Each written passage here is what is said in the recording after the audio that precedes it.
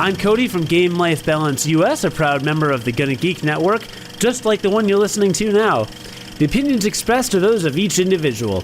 Check out all the other geeky podcasts at GonnaGeekNetwork.com and get ready because geekiness begins in 3, 2, 1. Billions and billions. And welcome to episode 160 of Better Podcasting. On this show, we talk directly about owning your own RSS feed. In this week's Better Podcasting download, we talk about how we're getting more information when we get rejected. Oh, that reminds me of high school. And finally, in this week's Better Pod Back, we get to the feedback we teased last week. It's all about your most fun, highest downloaded, and most meaningful episodes. Lauren, start the show now. Welcome to Better Podcasting, a show where we talk about podcast tips, tools, and best practices to help you succeed with your podcast. What makes us different? Well, just like you, we podcast purely out of the love and fun of it. Podcasting is our hobby, and we recognize that it's yours too. We always encourage your questions and feedback, and you can find all of our contact information at betterpodcasting.com. Here's your hosts for the show, Stephen Jondrew and Stargate Pioneer.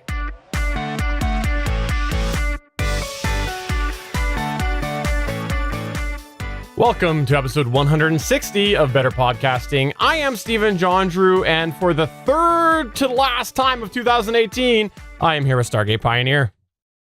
This is just crazy. I cannot believe that 2018 is almost over with. I can't wrap my head around it. I want to go out there and mow the lawn like it's in the middle of July.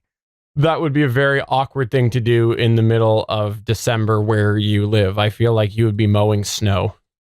Fun fact, the last 5 years, I have mowed the lawn in December, including this year. Really? Okay. Well, we are not talking about mowing your lawn here on Better Podcasting. We do like to talk about a bunch of podcast happenings, and one of the ways that we do that is we kick off the top of our show with either a how I saved my podcast story or how I could have saved my podcast story.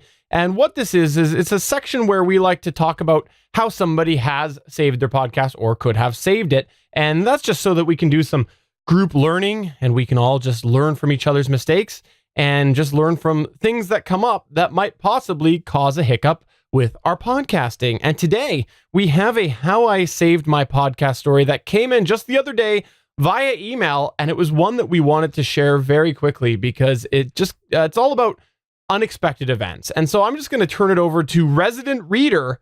That's his official title now here on Better Podcasting. Resident Reader, Stargate Pioneer, to read the email. So good to have a title, Stephen. Thank you for giving me a title. I'll throw it on your business card. Resident Reader. That'd be great. So another reason why this is important for me to read this one is I don't know if I could have recorded this, either audio or video, if this was me. This was very powerful, and it hit both Stephen and I. Stephen responded on email, and I just let Stephen respond, but we're going to talk about this as we go along. So just be prepared. This is kind of a tearjerker. So this is how the email goes. Hello, guys. Thought I'd share a how I saved my podcast story. It happened earlier this year when my dad unexpectedly passed away. All of a sudden, a priority level of my podcast dropped. I know there's lots of solo hosts out there like me. So when an emergency happens, what happens to the show? Here's what I did. Immediately, I knew my show would go on hiatus. Would I cancel it altogether? I didn't know. I hope not, but there was just too much other stuff on my mind right after he died. Fortunately, it wasn't a decision I had to make right away. For about 2 years, my show was a weekly podcast, and I always had about 4 or 5 episodes in the can. So when he died, I had about a month's worth of content already scheduled and ready to go. Even though I would have been fine with the podcast going dark until I was able to surface again, having that bit of content going out also helped buy some time for me to record an announcement for the show. That meant I had a month before I had to do anything on the podcast, including making a decision about its fate. Although I didn't know how long it'd take to get started again at the time I went on a hiatus, it ended up being for 2 months.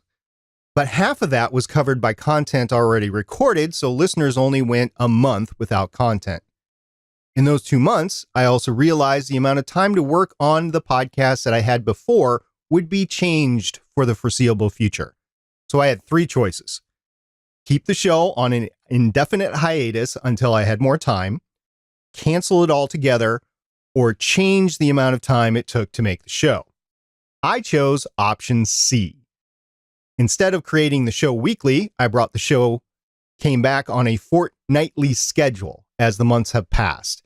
I had a new idea for minisodes that take a lot less time to create. That has been working really well to help me keep creating bonus content for patrons between the public episodes. Would I have been able to bring it back weekly if I hadn't chose option C? Maybe, maybe not. As for the impact on my numbers that I am sure everyone is curious about, yes, it has impacted my download numbers, but that impact only seems to be because there are 2 episodes a month being downloaded instead of 4. The 2 that come out are still hitting the same numbers and seeing the same steady growth on release day that the 4-month were hitting before the hiatus. I don't wish emergencies on anyone, but I hope my story helps podcasters think a little bit about what they might do should an emergency happen. Take the time you need, and if you decide to come back, don't be afraid to make changes to the show to adapt to your new normal. This is from Dan, and he is the host and producer of Based on a True Story podcast, which you can find at basedonatruestorypodcast.com. Yeah, this email, when it came in, I want to reply to it right away because it's very, very vulnerable, because this is such an intimate story of something that affected Dan. And I have to say that I was really, really appreciative that Dan was willing to share this with the audience, because he did send it to us as a How I Saved My Podcast story. So Dan knew that we were going to share it on here. And I think it's a really good example about how sometimes personal life just needs to take priority, and it's best to deal with that and figure it out once that's settled down and once you've kind of gotten through that to a degree. You know, it's something that in this case, he could have definitely abandoned it. He had the luxury of several weeks buffer, but that could happen to people who don't have that. And sometimes you just prioritize the personal life and know that your podcast will be there. And if you have listeners that are really interested, they might stick around like Dan's did here. So just know that podcasting is not everything. There's other more important things that can come up. And definitely this is an example of it. So Dan, thank you so much for emailing that to us. I really appreciate it. Again, I know this was a very, very intimate thing that you shared with us. So thank you. I knew this was going to be difficult even for me to read, because I have been kind of private about my life in 2018, and I've had 4 major emergencies happen in my life, and none of which are at the level that Dan had to go through, but they were close. And it was really difficult to get through this year for me. And at any point in time, I was ready to stop. And it just so happened that the timing of events were as such that I could come back and podcast on Better Podcasting, for the most part, GonnaGeek, but there were some GonnaGeeks that I missed. I cannot imagine getting together to record an episode to tell everybody of what's going on right after something happens. That would be just terrible. I've actually seen this on YouTube with a couple of the sailing channels that I watch, and unfortunately with Sailing World, you're disconnected from your family. So it's not like you're seeing your family all the time, but you have something like this happen. You have to immediately stop what you're doing and you have to fly back, and that impacts your production schedule for sure. On YouTube, it's definitely more difficult to record a message because it's video. I can't imagine doing that. I mean, I lost a pet once and I just about broke, and it just happened at the time of year where we were taking a couple of weeks off, and I just lucked out there. So don't expect when you're coming out of something like this that you can record that message for your listeners, because you just might not be able to get it out for a while. Just talking about it and talking why that you've had to step away for a little bit, it could be very traumatic for you. So just keep that in mind. You can't really pre-record something like that, but get the information out on social media when you can take a second to write it and just say, hey, I'm coming back. got to step away for a little bit and just go on. So for that, Dan, I completely understand what you did here. We don't stack 4 or 5 episodes on our GonnaGeek shows that we do, and that would be unfortunate for us. However, we have co-hosts, so our co-hosts could take over a little bit and go forward. So that's something to consider as well if you have co-hosts. Not saying if you have a solo show that you need co-hosts, but if you have a solo show and you want to weather some short emergency, stacking episodes might be a way to go. I know a lot of people can't do that. And just to get technical here, and I don't want to minimize his response at all, but just to get technical here, he talked about download numbers at the end, and there's this misconception between monthly download numbers and episodic download numbers. Really, what you're talking about with your download numbers is not how many downloads you've had over the month. You're talking about per episode download numbers, and it seems like from what Dan was writing that he didn't take a hit at all with the hiatus and then adjusting his production schedule to every other week. So it seems like he has a strong audience. He has a good product that people still want, even though it's every other week. And I think he made all the right choices along the way. Sure, could it have hampered his growth? Yes, but there's real life out there, guys. Very few people can podcast for a full-time job. I'm assuming Dan's not doing this for a full-time job. I don't know Dan or his podcast or his story, but I'll just assume that he's a hobby podcaster like us. And this is amazing from what he was able to do coming from where he was. So congratulations, Dan, on weathering that storm. Congratulations on continuing your podcast. And I am definitely going to be taking a listen to your show this week. I would have before we recorded, but we literally just got this last night. So I haven't had a chance to download your show. Absolutely. So if you have a How I Saved My Podcast story, it can be something that's more technical or it can be something more like this. Please send it to us. It's podcast@betterpodcasting.com. If you can send a video or audio clip, that would be great. But if it's best to be in text like this one was, feel free to just send that in by email. We are very happy to read that out on the show. Again, it's all about helping each other out. But let's go ahead and move on to our featured segment where we're going to talk about the truth behind owning your RSS feed.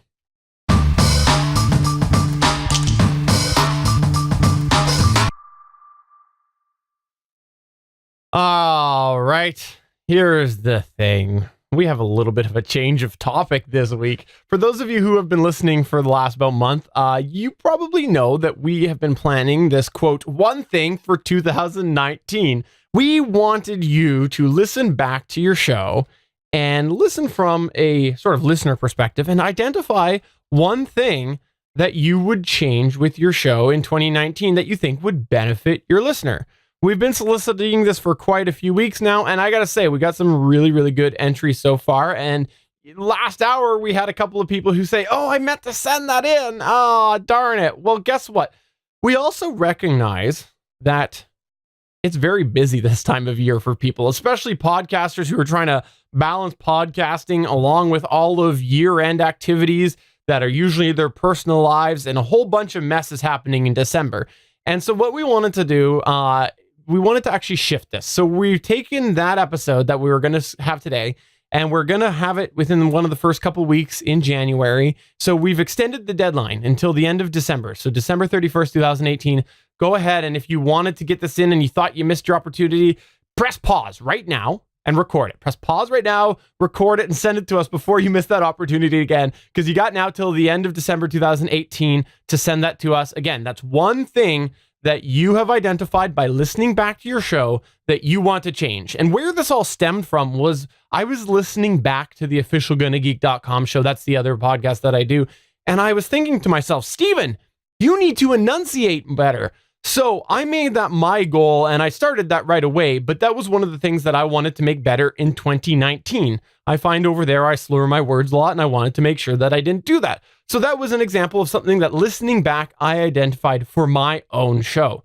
So send that in to us. Again, we've got some great submissions, and we'll kick that off at the beginning of 2019. And so today we have decided, why not replace this sort of touchy-feely topic idea that we had with just some hot topic discussion. And that's why we're talking about the truth behind owning your RSS feed. And SP, why don't you give the backstory on how this has come to be today?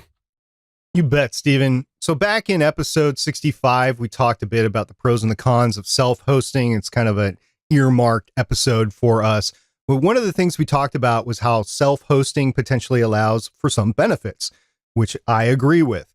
If you've ever seen discussions about self-hosting versus media hosting, there are often a lot of big names in the space, both on the media side of hosting and the self-hosting side of things, and it gets pretty heated. Before we continue, though, we want to say that Stephen leans more towards self-hosting and I lean more towards media hosting. But the one thing that we can both agree on is that when all these big names argue about this topic, there's definitely a certain level, and I'll keep it kid-friendly here and say BS provided by both sides of the argument.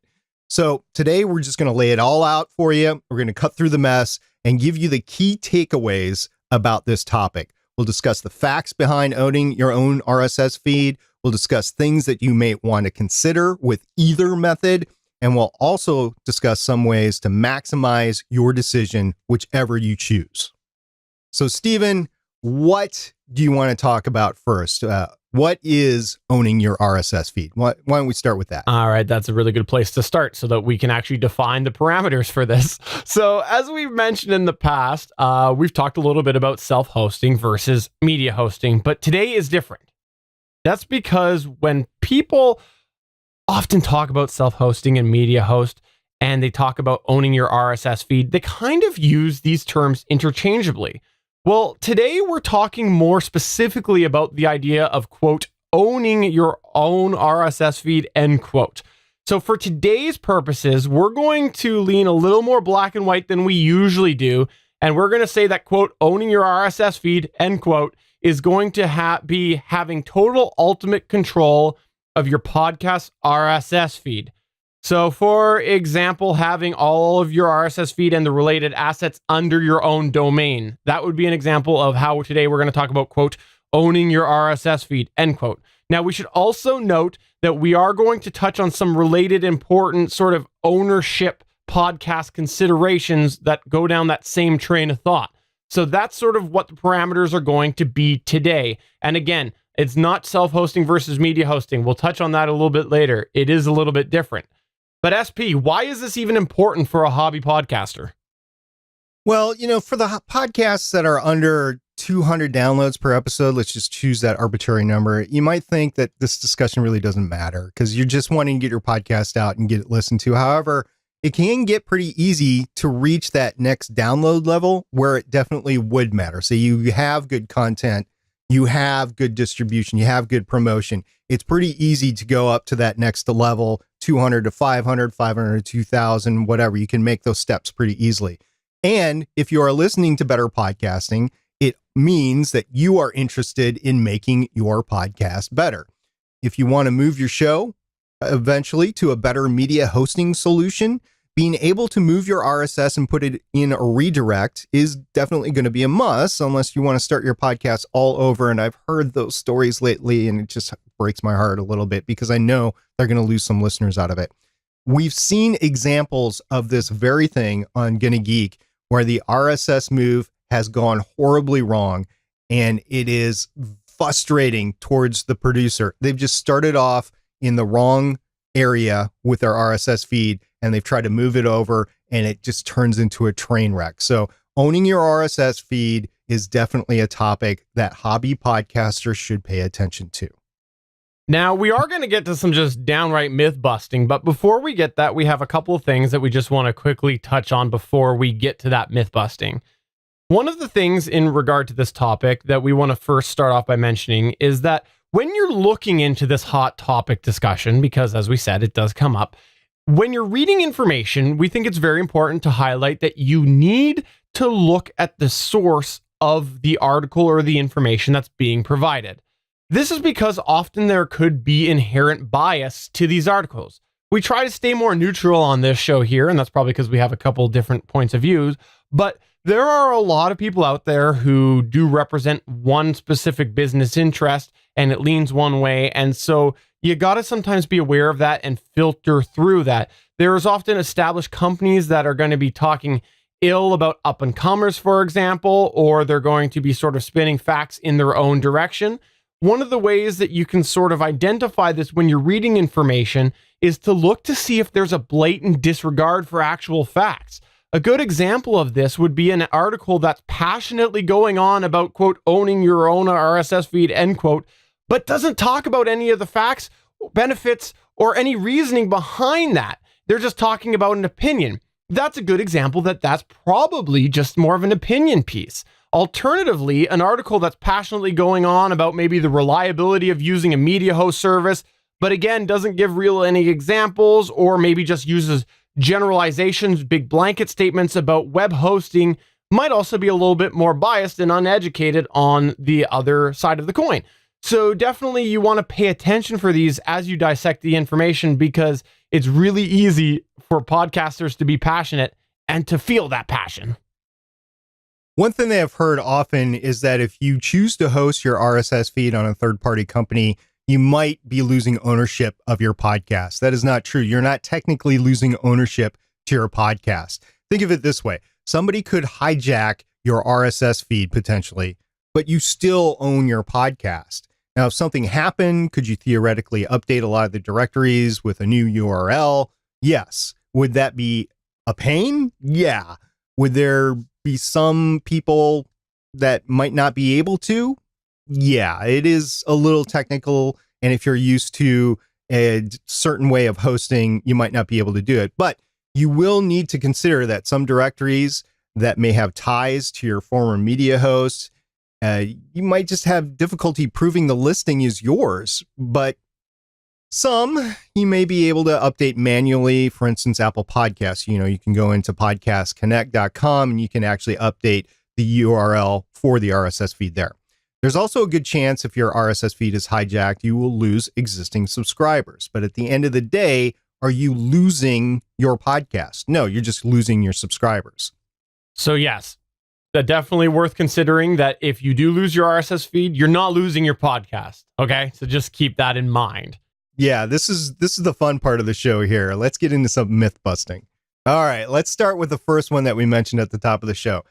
Self-hosting is not synonymous with owning your own RSS feed. And media hosting is not synonymous with not owning your RSS feed. We're going to touch on this more thoroughly throughout this episode, but let's go ahead and just say it now. It is not the case. While there are often people who do use those terms interchangeably, it's just not true. There are ways that you can have a self-hosted RSS and not own your feed. And there are ways to media host and own your feed. Again, we're going to delve into this a little bit later, but that is one thing that we needed to get into off the top here. So, Stephen, give us another myth. This is going to be fun. All right. I like this one, which is that maintaining control of your RSS feed on your domain, which for those of you not familiar, a domain is like your .com, your .ca, whatever. So like this one, betterpodcasting.com is a domain. If you maintain control of your RSS feed on your domain, that means that you cannot lose access to that. Well, that's again, very, very wrong. Now, while keeping your RSS feed on your domain potentially could make it more future-proof than not having it on your own property, the reality is, and trust me, I've been doing web a long time, this happens, you can lose your domain through a variety of other ways. Here's the most obvious way, is you forget to renew it. Yes, people try to turn on auto renew, but maybe your billing information's wrong and your email address changed or something like this. Speaking from firsthand experience, we've actually seen that on no fewer than 4 podcast-related domains that we have first-handedly seen. And I'll tell you that a couple of them, we have actually saved said podcaster by renewing the domain and then letting them know, hey, guess what? This was in auction. So this can happen where your podcast domain expires and somebody else gets it. We're nice people, so of course, they got it back and everything, but this can definitely happen. And you know what? A lot of times, if there's any popularity to said domain, advertising companies will just scoop it up and try to sell it for an obscene amount of money. So you can absolutely lose your domain if you do have your RSS feed hosted on it, and thus you lose your RSS feed. Now, here's the other thing as well that you need to consider is who you registered that .com or that .ca or that .whatever. Who did you register that with? Yes, it's a lot better controlled than it used to be in the early days of domain registration, but there is still the possibility that if you registered that with the third party, that it wasn't done right and they might technically own control of that. Often I've seen this happen if somebody registers a domain through a questionable web hosting provider and it's not done right.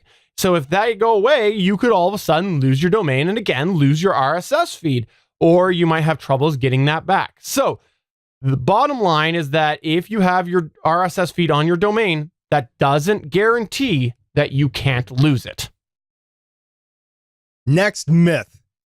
An RSS feed hosted on a media host's property is more reliable than a method where you maintain full control of your domain.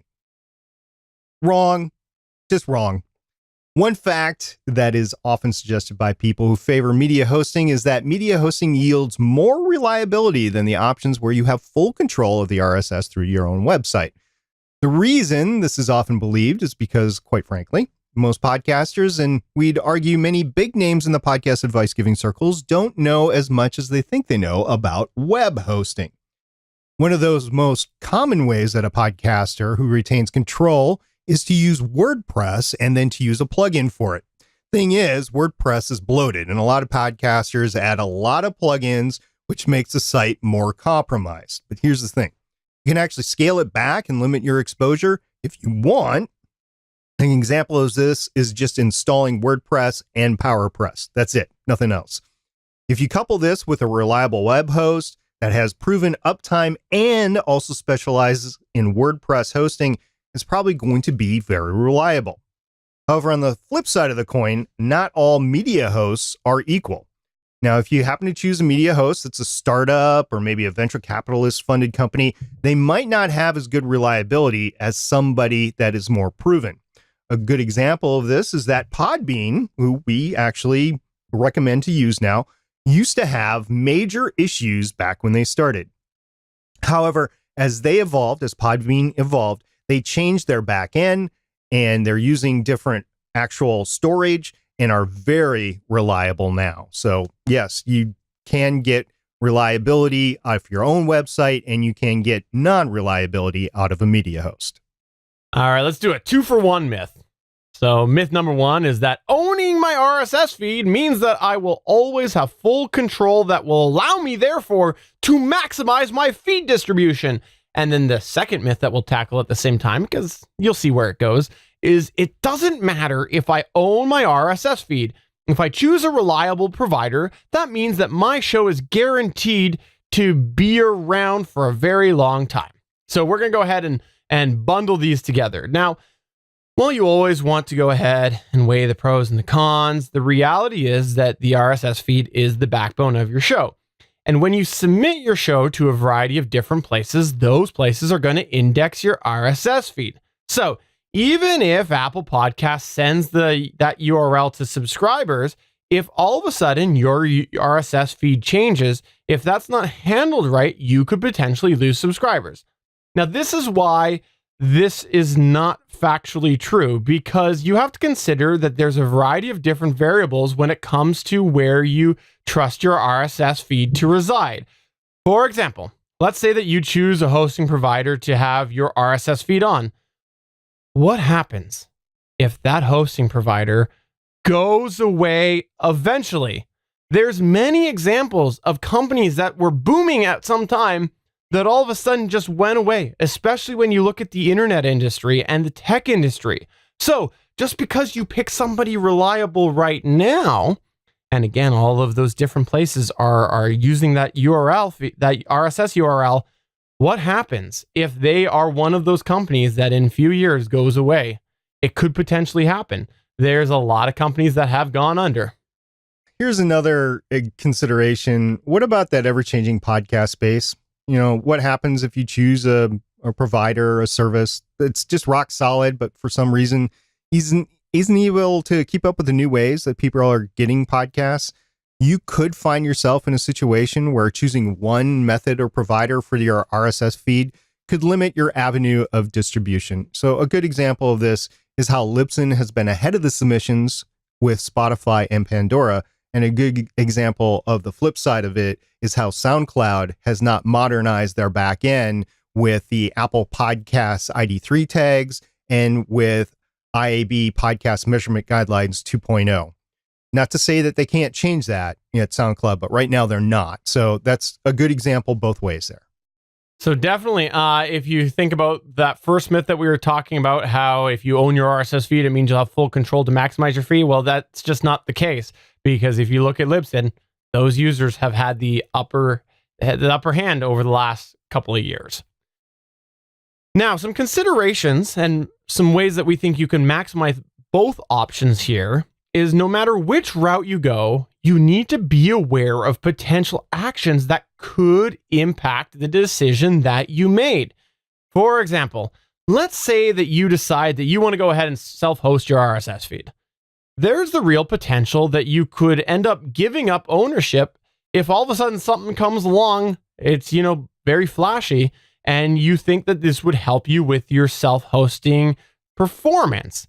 A good example of this would be using a third-party service that might possibly change the way that your RSS feed is being used.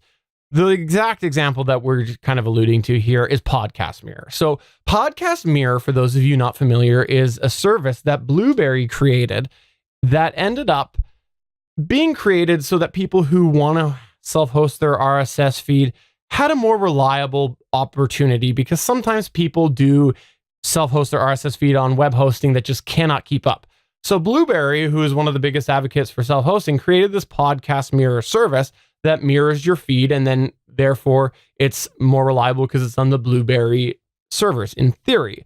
Well, here's the thing, is the way that Podcast Mirror is set up is that it gives you a Podcast Mirror URL. So if as a self-hoster, I went and I switched over to using that Podcast Mirror URL, I'm in the same position as I would be if I was using a media host, where all of a sudden now I'm relying on a different company. Yes, Blueberry has a pretty good reputation, but who knows? So it's definitely something that you want to be careful and aware of, the shiny, sparkly objects that might draw you in, only to realize, oh wait, that goes against everything that I made my decision for. Podcast Mirror is one of those things that made me scratch my head when it came out. I mean, I get the intent, but the execution just, like, really, it sounds so good. But on the other hand, in execution, it's exactly what it's supposed to be rallying against. Anyway, if you go with an RSS feed on somebody else's URL, consider all the ways that you can balance out the owning of your own property. For example, did you know that many media hosts give you an option to direct the link tag on each post? And here on Better Podcasting, we always set that to www.betterpodcasting.com/episode number, whatever that is. Well, this one will be 160. So it'd be betterpodcasting.com/160. What this means is that when podcatchers are reading that specific link and using it as a hyperlink back to the full episode, it's tied to our domain. Now, consider using domain redirects for all of your references, even when the references might be on a third-party service. For example, let's say you're using the default Podbean website for your main website landing.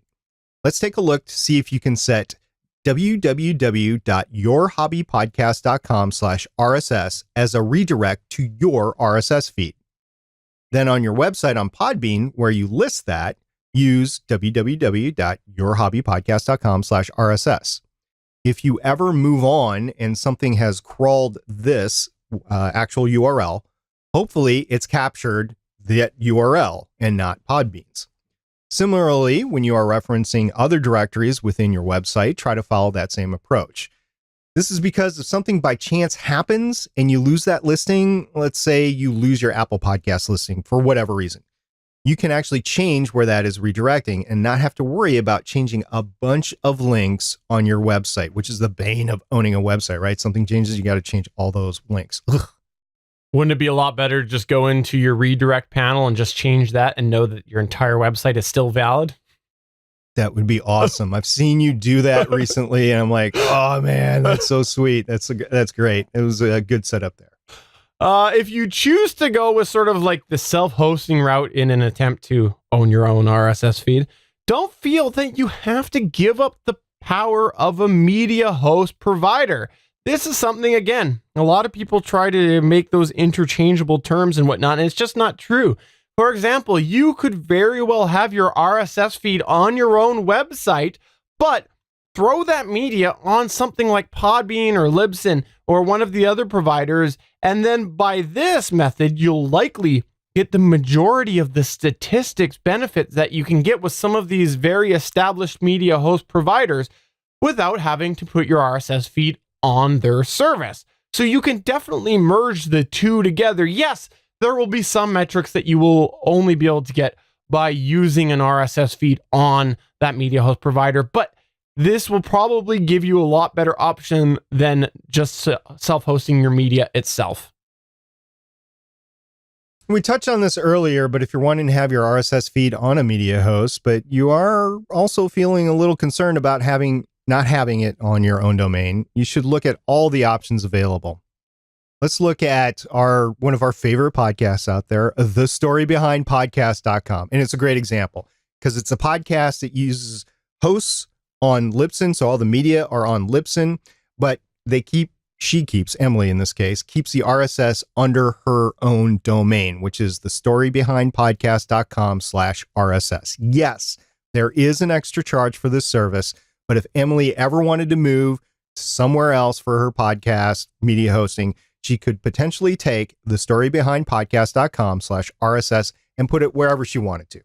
The only caution we have with this, that if you should look at all the options available, as we said, and understand if they fit your vision.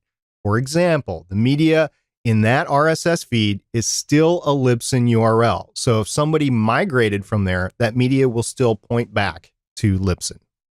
So definitely make sure that you keep all of that in mind. But I really like that example because it is a really solid one about an actual podcaster that does have their domain hosted with Libsyn and or pointing to Libsyn. There's a difference between hosts. Anyways, I won't get all technical.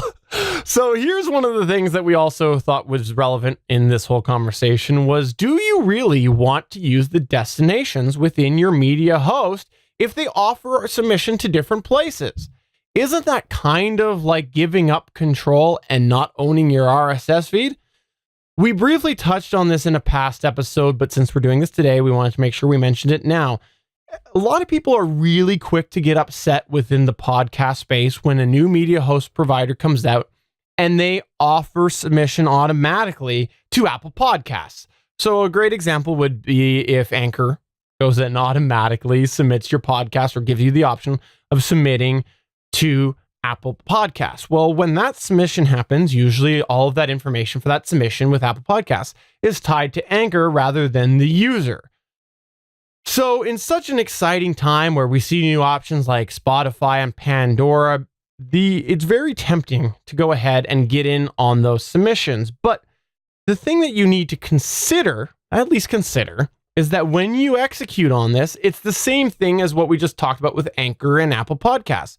If there is a potential way for a third, sort of a neutral party portal to come in, well, if you have had your media host go and submit all of this stuff to Spotify or Pandora, if there's no way to sort of get that transferred over to that neutral portal, you don't have access to that listing until that sort of method of claiming it comes to be. And who knows when that's going to happen or if that's going to happen. Took a long time on Apple Podcasts to get a process where you could claim back an RSS or a listing on Apple Podcasts. So absolutely, it's worth considering when these come out. Am I comfortable with the fact that this might be tied to my hosting provider for a certain amount of time? Now, I think it's also important to mention that there is examples of this submission process with both media hosting and sort of more self-hosting, own your own RSS feed advocates. A really good example of this would be that there was, I think Blueberry had the option for a while and maybe still do, of submitting to Spotify through their API, which is essentially through the Blueberry dashboard. So it's the same problem, is that there's no real way yet to get that listing out of Spotify to that neutral dashboard if that's where you want it to reside. So definitely, it's not just media hosting. It's not just self-hosting. This is any time you're using a service to submit that to a destination. You really have to weigh the pros and the cons. Do you find it's worthwhile to wait months or possibly even years to get that neutral dashboard, or do you want to get in on it right away? So you got to make that decision for yourself, and how it plays into the whole owning your own RSS feed and owning your property sort of idea.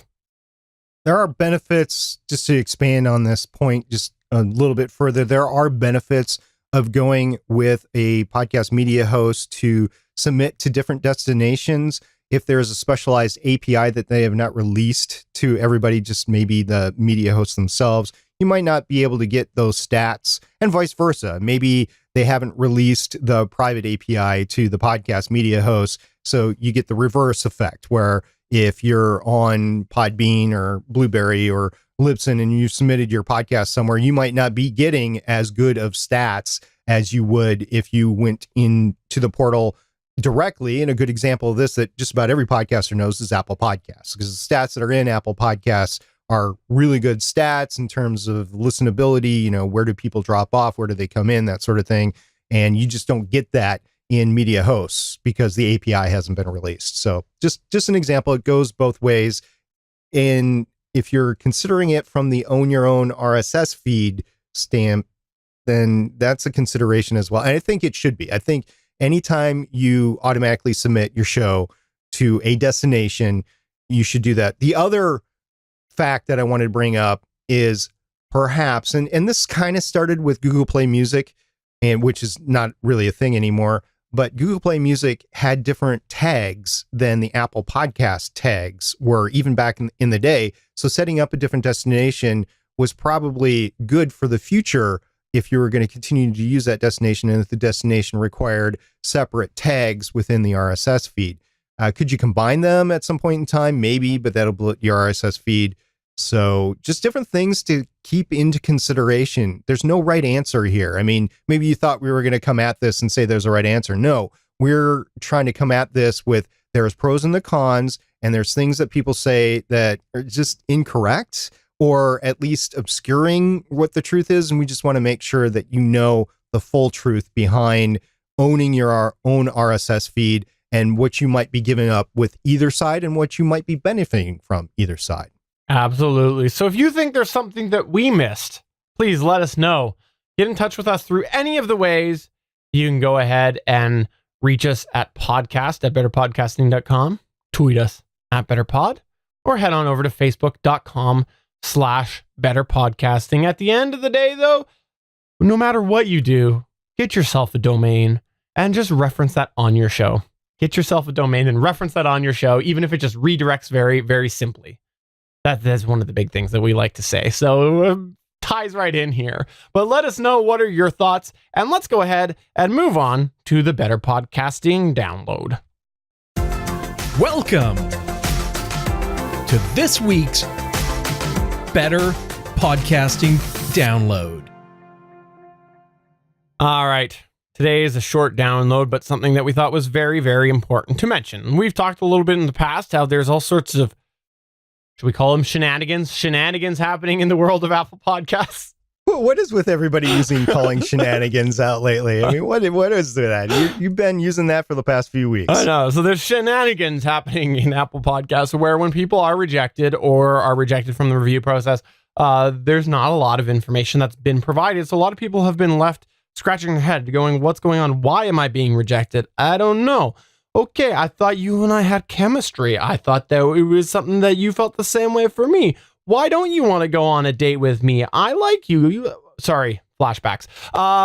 So Apple Podcasts, today they sent out an email to, and I'll just read it out. It says, "Dear podcast provider, to improve your experience with Apple Podcasts, we want to share the following announcements and information. Updates to review status in my podcast. More detailed reasons for show rejections are now included in my podcast. Should your show fail our review process, this message will inform you of the reason so you can correct it. Note that some concern types do not allow you to resubmit the feed. In these cases, contact us directly for reevaluation. So this is really good to know because we've mentioned it, that there's been a lot of confusion about the rejections. And so hopefully this is going to give us a little bit more information. Now, is this a matter of someone goes and they submit a duplicate and it's going to go ahead and it's only that sort of case? Or is it with that whole situation where people are keyword stuffing? I'm excited to see what sort of information comes out of this. More information is always better so that we know what to fix. It's really hard to fix your car when someone says, hey, fix your car. It's broken. Thanks. No idea what's broken. You can't figure it out. You don't have one of those code readers that you can just plug into your engine and figure out what's going on. Right. So imagine if you plugged in that code reader and the code reader said it be broke. You don't know, right? So that's what Apple Podcasts has been doing basically.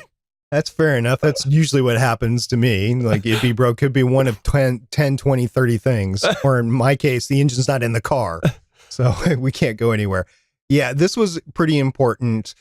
And I will be curious as to what they actually start to tell podcasters in here. If they're really detailed, or maybe it's like the YouTube review process. Stephen, you remember this? We wrote this whole like 5,000 character rebuttal at one point in time.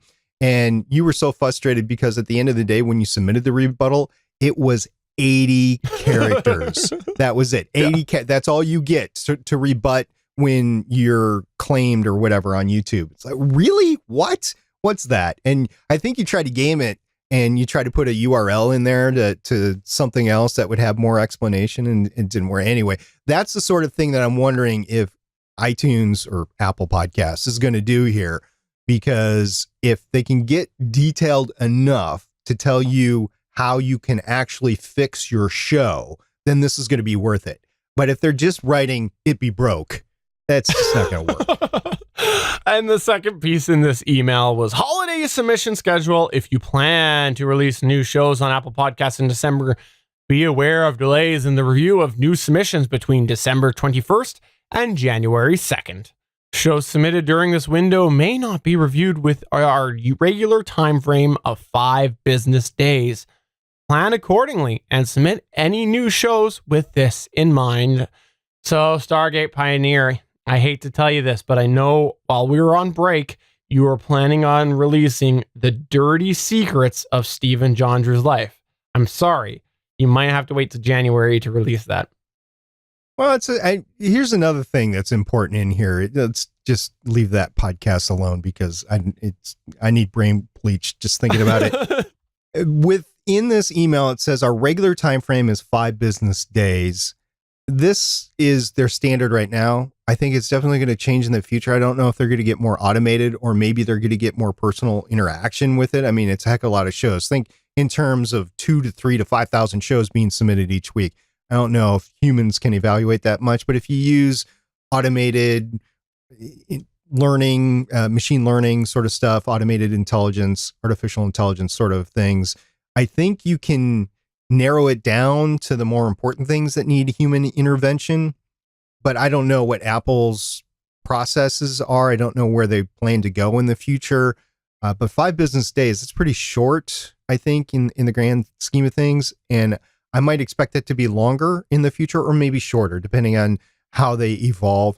And let's face it, Apple might not want to be in the podcast game long term. I don't know. I don't know how much money they're making on it now. I don't know how much money they're planning on making in the future. I don't know if this is one of those lead loss items for them where they're like, we don't care. We just want to keep it around because we know we can control it in the future when it makes billions and billions of dollars. I don't know. But this is important. 5 business days today. That might change in the future. But right now, if you're going to submit your podcast outside of those dates that were mentioned, 5 business days. And keep in mind that one time I had a podcast approved in 20 minutes. I had one too. You know, I think it was the GonnaGeek.com show, actually. It was one of them.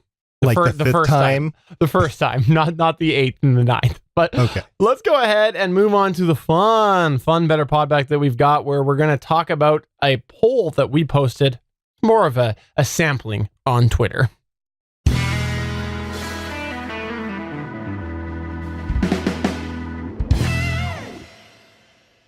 So 2 weeks ago, I went on Twitter and I posted No, it wasn't me. It was SP. SP posted the following question. He said, what has been your most fun episode for you to record, your highest downloaded episode, and your most meaningful episode? Don't hesitate to give additional details for each and give us your podcast website too. All right, kick us off here, Stargate Pioneer, with Sun Power Pod, which is sunshine and power cuts. Heather replied, she's the brain trust behind Sun Power Pod. She replied and said, when I've had guests have been the most fun to record, most recently with @Story Behind Pod. The highest downloaded episode is Sun episode 022 Movement. My most meaningful is Power episode 021 Under the Weather, because it was the first episode after going through a really low point. So all great responses there, Heather. That was great. And she condensed it into, I don't know, how many characters does Twitter allow now? I don't know, 270 or something like that. So she was really working that one tweet thing. Yeah, absolutely. We also had a couple of tweets from Zachary Webb @the Zachary Webb. Said, my most meaningful episodes of @Serious Tech Show is whichever one I'm currently doing. But I guess episodes 8 and 9, which shared information about cell phone carriers and some of the tech and recent changes with them. He also followed up and said my most downloaded episode of @Serious Tech Show was also episode 2, where I talked to @Jay_Collison about teenagers and technology. That's pretty cool. By the way, at Serious About Tech Show, Zach, he's really good about picking up the secondary, and I'll call it secondary because it's just not one of the main ones, cell phone market. So he's really paying attention to that. So if you want to know more about the totality of the mobile phone market, Zachary Webb is one person to follow. And his podcast, once again, is Serious About Tech. And by the way, I'll give a shout out there. @Jay_Collison is Jim Collison, who is in our chat today at www.geeks.live. We also had Wynn Kelly Charles respond. What did Wynn Kelly Charles say, SP? She said, well, I started a new podcast with my girlfriends and it's a blast. So that's basically it. It's a blast for her. So that's definitely her most fun podcast. So way to go, Wynn. Fighting Through, which is @Paul, and I'll spell it out the second part, CHEALL, said fun, 36, #WW2 Tank Captain interview, over 3-hour amazing exploits, including breaching the Geneva Convention. Highest, 1, Dunkirk Beach memoir, Will the Troops Escape? Meaningful, 10, Dunkirk Diary of Ship's Captain Woods, such poignant feedback and tears from his family. Wow, that would have been amazing. Yeah. We also had a response from @CapesOnTheCouch, and @CapesOnTheCouch replied with, most fun and highest downloaded would probably be our Deadpool episode. Most meaningful would be Sentry. Our co-host got very emotional during the discussion. You can find all our episodes at capesonthecouch.live. There's another example of a .live. There you go.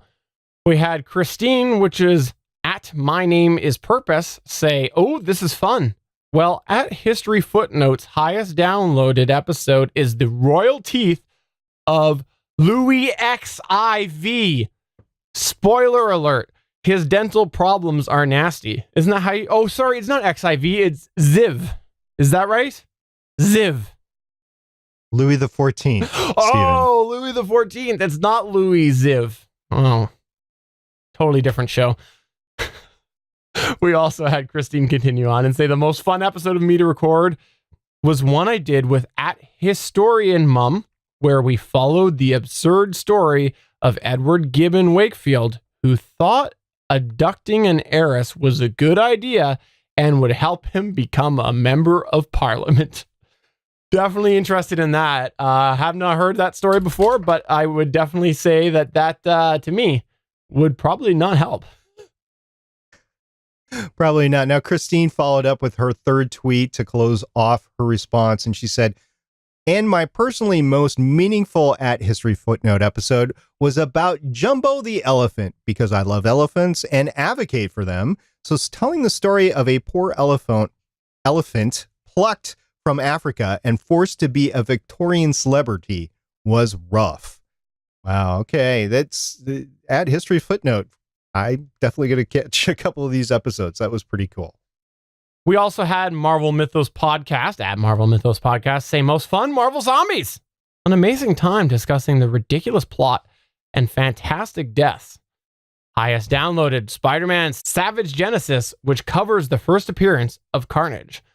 Most meaningful, X-Men Fallout, our inaugural episode. I like it. I like it. Yeah, So Steven's definitely got a new one for his cell phone. What do you use? Podcast Addict now? Beyond Pod? Beyond Pod. Using? I use Beyond Pod. Yeah. Okay. So thanks everybody who participated in that. That was a lot of fun. We had a lot of people respond, and I'll admit it, SP, I didn't think it was going to take off like it did. I really liked it. No, and if you listening have not had a chance to reply to this, what we're looking for is your most fun episode that you recorded, your highest downloaded episode, and your most meaningful episode. Just get this to us anytime. We'll talk about it in the feedback section of a future show. Now, over on Discord, we still had some amazing conversation this past week. I'm actually pretty amazed at all the really cool conversation that we're having in multiple channels on our Discord server, which you can find at GonnaGeek.com/Discord. But I got to interrupt and take a second here and just say there has been a couple of debates in our Discord server, and I am very impressed with everybody's cool, calm, and collectedness in there. It's been really, really interesting to finally see people debate something civilly. Oh, does my heart so good. So if you want to be in a Discord, it's GonnaGeek.com/Discord. It's a really, really great community that's being built over there. I've only had to moderate you once, Steven, so that's a new record. Yeah, Chris has moderated me many times. I see. So we had a actual post by the Liberty Dude, and he said, considering every step of the way so far of learning the modern digital way of production has been like returning back to preschool. Would it be crazy to experiment with a, quote, practice podcast, unquote, on the free service? Then when I'm a little further along, maybe first grade, do your real podcast on the right service. And this was an interesting back and forth that we had there. Absolutely. And we'll leave it at that. We have an opinion on that, but if you want to check that out, it's GonnaGeek.com/Discord. And the last piece that we're just going to give a call out from the Discord server was we had Mark D say, I know it isn't an everyday thing, but has anyone had trouble with podcastconnect.apple.com recently? I had to try several times using different Apple IDs to finally get in there with one. So some good feedback over there. I will tell you that I once had a situation where I had to go through Apple Podcast support and they had to change some billing information and just weird things. I don't know why they needed it. Nothing's being charged. But anyways, sometimes that happens, that there is an account issue and you can only resolve it by dealing with Apple. So if this continues, I suggest you definitely reach out to them. With my situation, the podcast group took a look, said, hey, you got to get in touch with the billing team, give them a call, and gave me the information. So it was, I was able to get there in the end. Some of the effects can be solved by logging into a desktop version of iTunes. No, not everybody does that these days. They go through their phones, but sometimes desktop has to be the avenue that you approach. And we just had a lot of great feedback on the Discord server. We have a lot of great feedback on Twitter. So I just want to thank everybody. We have a lot of great feedback on YouTube. So thank you. If you're listening to this show, if you're watching this show, thank you very much. We're going to get into year-end stuff in the next couple of shows, but just want to say thank you. It's been a good 2018. We'll leave it at that for now. Absolutely. Well, before we do close things down, I want to just let everybody know, if you haven't seen it on Twitter or Facebook, this is the time of year where we do pre-record things. And so please keep an eye on facebook.com/betterpodcasting or twitter.com/betterpod, because next week when we do record this, the week of the 17th through 19th, 16th through 22nd, I just kind of use our podcast recording days because it's all about our podcast here. We are going to be doubling up on some episodes so that we are only taking a 1-week break over the winter festive holiday season. And so if you want to get in on the live action at www.Geeks.Live, we're just locking down the times and we will definitely have that announced through our Twitter and through our Facebook. So please do check that out, because if you like to check it out live, you can hang out with us for a couple of hours. Yeah, that sounds worse when I said it out loud. Yeah, Stephen, you've had quite the night. I mean, you've had some emotional scars from high school, a date that apparently went wrong. So you've got some memories that maybe we need to take some time off air to discuss. Fair enough. But there you go. So for episode number 160 of Better Podcasting, I'm Stephen Jondrew saying it's almost over. The year is almost through. And I'm SP saying, keep having fun with your podcast. We're going to have some fun the next couple of weeks talking about gear, and we'll see you later. Bye. Bye. Send us your 2019 stories.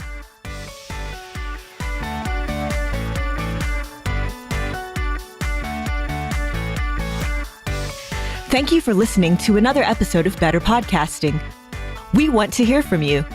You can find all of our contact information at betterpodcasting.com. If you like the show, please consider giving us a 5-star review in iTunes. We encourage you to check out all of the other geeky podcasts available at GonnaGeekNetwork.com. This has been a GonnaGeek production. Thanks for listening, and we will see you again next week.